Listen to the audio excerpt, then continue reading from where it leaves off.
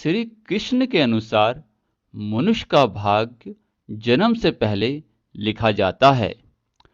गरुड़ पुराण की गाथा भगवान श्री कृष्ण, जिन्हें योगेश्वर कहा जाता है, केवल एक अवतारी पुरुष नहीं थे, बल्कि उन्होंने मानव जीवन के सभी पहलुओं को समझाया और उसके रहस्यों का वर्णन किया। उनकी वाणी से निकले गीता के उपदेश और गरुड़ पुराण की शिक्षाएं आज भी हमारे जीवन को मार्गदर्शन प्रदान करती है। इस वीडियो में हम जानेंगे गरुड़ पुराण और श्री कृष्ण के विचारों के माध्यम से कि कैसे हर व्यक्ति का भाग्य उसके जन्म से पहले ही निर्धारित किया जाता है। गरुड़ पुराण, जो भगवान विष्णु और उनके वाहन गरुड़ के संवाद का वर्णन करता है, मृत्यु, कर्म और पुनर्जन्म के रहस्यों को स्पष्ट करता है। इस पुराण में यह बताया गया है कि जब एक आत्मा अपने नए जीवन के लिए गर्भ में प्रवेश करती है, तो उसके पूर्ण जन्मों के कर्मों का लेखा जोखा किया जाता है। गरुड़ पुराण के अनुसार यमलोक में चित्रगुप्त नामक देवता आत्मा के कर्मों का हिसाब रखते हैं।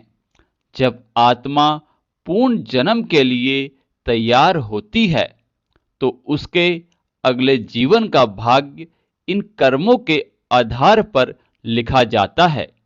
यह भाग्य उसके जीवन की प्रमुख घटनाओं और परिस्थितियों को निर्धारित करता है। भगवान श्री कृष्ण ने गरुड़ पुराण में समझाया है कि भाग्य की रचना 3 चरणों में होती है। कर्म फल का मूल्यांकन: जब आत्मा यमलोक पहुंचती है, तो चित्रगुप्त उसके पिछले जन्मों के अच्छे और बुरे कर्मों का पूरा लेखा जोखा करते हैं। यदि व्यक्ति ने पुण्य किया है, तो उसे सुख और समृद्धि का भाग्य मिलता है। यदि उसने पाप किया है, तो उसे कष्ट और कठिनाइयों का सामना करना पड़ता है। भाग्य का निर्धारण: यमराज देवताओं के साथ मिलकर यह तय करते हैं कि आत्मा को अगले जन्म में किन परिस्थितियों का सामना करना होगा। यह जन्म, स्थान, परिवार और जीवन के मुख्य लक्ष्य को निर्धारित करता है।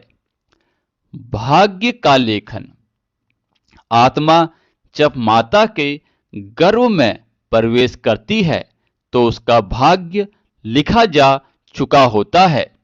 यह उसके जीवन के प्रत्येक पहलू को प्रभावित करता है, उसकी शिक्षा, कैरियर, विवाह और मृत्यु तक। श्री कृष्ण में गीता ने अपने श्लोक में कहा है, मनुष्य का अधिकार केवल कर्म करने में है, फल की चिंता नहीं करनी चाहिए। गरुड़ पुराण में भी यह बताया गया है, भले ही भाग्य पहले से लिखा गया हो, लेकिन कर्म उसे बदलने में महत्वपूर्ण भूमिका निभाते हैं। उदाहरण के तौर पर हम जानते हैं, यदि किसी व्यक्ति का भाग्य निर्धनता का है, लेकिन वह अपनी मेहनत और ईमानदारी से जीवन जीता है, तो वह अपनी परिस्थितियों को बदल सकता है। दूसरी ओर, यदि किसी का भाग्य समृद्धि का है, लेकिन वह बुरे कर्म करता है, तो वह अपने सुख स्मृति को खो सकता है। गरुड़ पुराण में आत्मा के गर्भ में आने वाली पूरी प्रक्रिया को बहुत रोचक रूप से बताया गया है। गर्भ में प्रवेश के समय आत्मा को अपने पिछले जन्मों की सभी यादें होती है। यह आत्मा गर्भ में 9 महीने तक रहती है और इन महीनों में वह अपने जीवन के कर्मों और भाग्य के बारे में सोचते हैं। आत्मा गर्भ में भगवान से प्रार्थना करती है कि उसे इस बार सही मार्ग पर चलने का अवसर मिले, लेकिन जैसे ही बच्चा जन्म लेता है वह सभी पूर्ण जन्मों की यादें भूल जाता है। भगवान श्री कृष्ण का कहना था कि भाग्य और कर्म का गहरा संबंध है। उन्होंने अर्जुन से कहा था, तुम्हारे कर्म ही तुम्हारे जीवन का निर्माण करेंगे। भाग्य एक मार्गदर्शक हो सकता है, लेकिन कर्म उस मार्ग को बदलने की क्षमता रखते हैं।